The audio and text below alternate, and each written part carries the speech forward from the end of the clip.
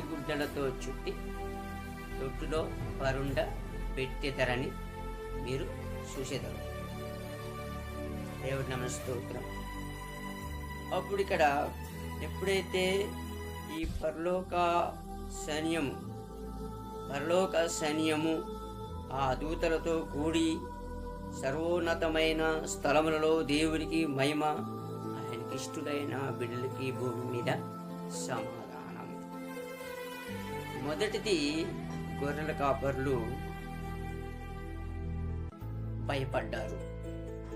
ఎందుకు భయపడ్డారంటే ప్రభు మహిమ వారి చుట్టూ ప్రకాశించినందున, అకస్మాత్తుగా ప్రకాశించినందున, అది రాత్రి వేళ కాబట్టి భయపడారు. భయపడినప్పుడు దేవదూత మీరు భయపడకుడి,